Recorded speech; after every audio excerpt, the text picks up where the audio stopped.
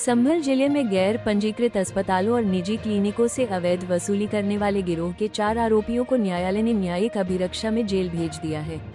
मंगलवार को प्रशासन और पुलिस की संयुक्त कार्रवाई में अवैध अस्पतालों पर ताबड़तोड़ छापेमारी की गई थी। जांच में खुलासा हुआ कि गिरोह लंबे समय से अस्पताल संचालकों को डराकर वसूली कर रहा था।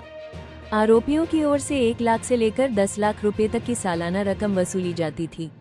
संचालकों को धमकी दी जाती थी कि रकम न देने पर उनके खिलाफ मुकदमा दर्ज करा दिया जाएगा। इतना ही नहीं, किसी अस्पताल में कोई अप्रिय घटना होने पर आरोपी टॉपअप के नाम पर अतिरिक्त रकम भी ऐंठते थे।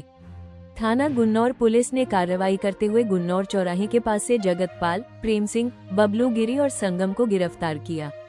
इसके बाद चारों को सिविल जज, न्यायिक मजिस्ट्रेट के न्यायालय में पेश किया गया। सुनवाई के दौरान एक आरोपी के वकीलों ने दलील दी कि उनके मुवक्किल को पुलिस ने पहले ही 13 सितंबर को हिरासत में ले लिया था। गुरुवार देर रात तक चली दलीलों के बाद न्यायाधीश ने चारों आरोपियों को न्यायिक हिरासत में जेल भेजने का आदेश दिया। क्या कार्रवाई की गई है? आज से लगभग 15-16 दिन पहले मैं, कप्तान साहब और सीएमओ साहब हम एक साथ बैठे थे, क्योंकि क्वेट्स के ऊपर लगातार कार्रवाई होने के बाद भी वो बार बार अपने हॉस्पिटल्स खोल रहे थे। इसलिए हमने निर्णय लिया कि जो हमारी एडिशनल एसपी हैं अनुकृति, उनकी लीडरशिप में हम टीम बनाएंगे और एक साथ कार्रवाई करेंगे और उन पर एफआईआर भी दर्ज कराएंगे। और क्योंकि इसके माध्यम से बहुत से दलाल भी एक्टिव थे जो अवैध रूप से उगाही भी कर रहे थे और धनराशि भी अर्जित कर रहे थे।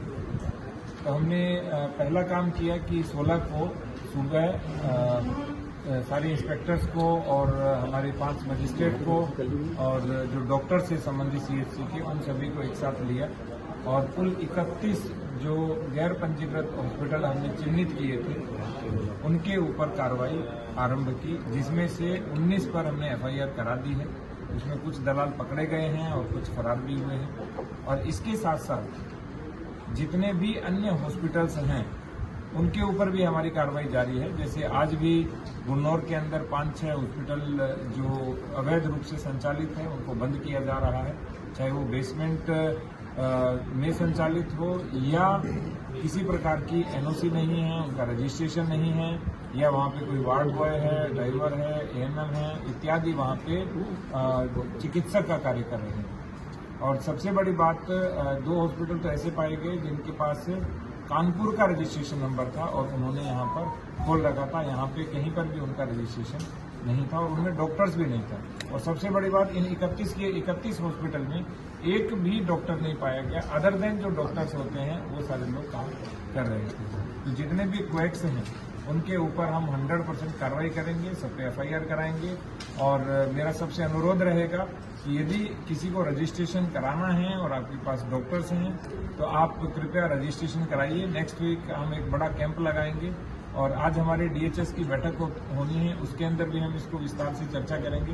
जिसका रजिस्ट्रेशन पेंडिंग है या रजिस्ट्रेशन करना है उसका रजिस्ट्रेशन होगा, और जिनका रजिस्ट्रेशन नहीं है उनको हम 100% क्लोज कराएंगे, चाहे वो सिटी एरिया में हो चाहे वो रूरल एरिया में, और कठोर कार्रवाई करेंगे ताकि भविष्य में इस तरह के हॉस्पिटल न खुलें और लोगों को अपने स्वास्थ्य से या जीवन से हाथ न धोना। स्वास्थ्य विभाग की तरफ से लगातार छापेमारी जो होती है, दुकानें भी बंद होती हैं, सील भी होती हैं, लेकिन दूसरे तीसरे दिन लगभग खोल ली जाती हैं। इसमें 2-3 चीजें हैं। पहली बात, स्वास्थ्य विभाग के पास हमारे कुल 120 के सापेक्ष कुल 52 डॉक्टर्स हैं, तो सारे डॉक्टर्स नहीं देख पाते। उसमें 31 डॉक्टर परमानेंट है और 21 हमने आउटसोर्सिंग से लिए। दूसरा, जो नीचे के जो लोग हैं, जैसे 1-2 हमारे जो कर्मचारी हैं वो भी लिप्त पाए गए, उनको भी गिरफ्तार किया गया है। तो वो भी जब लिप्त रहते हैं तो वो साठ-गांठ करके खुलवा लेते हैं।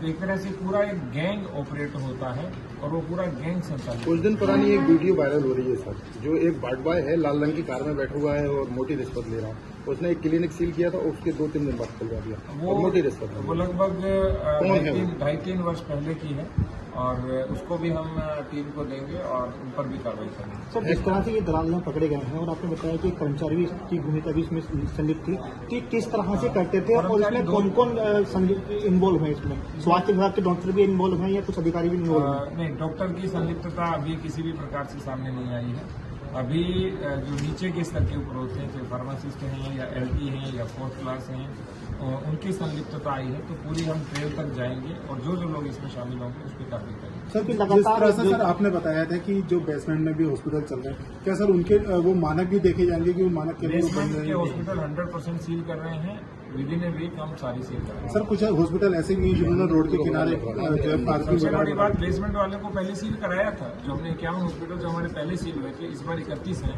तो बेसमेंट वालों को भी सील कराया था, उन सभी ने वापस खोल लिए। तो यही चीज़ है।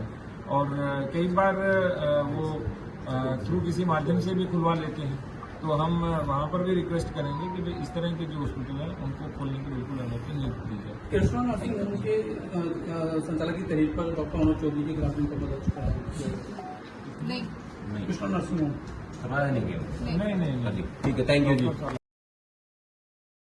राजनीति हो या क्रिकेट, देश विदेश की ब्रेकिंग हो या आपके मोहल्ले की बड़ी खबर, सब मिलेगा एक ही ऐप में, सबसे तेज और भरोसेमंद। अभी डाउनलोड करें दैनिक भास्कर डिजिटल।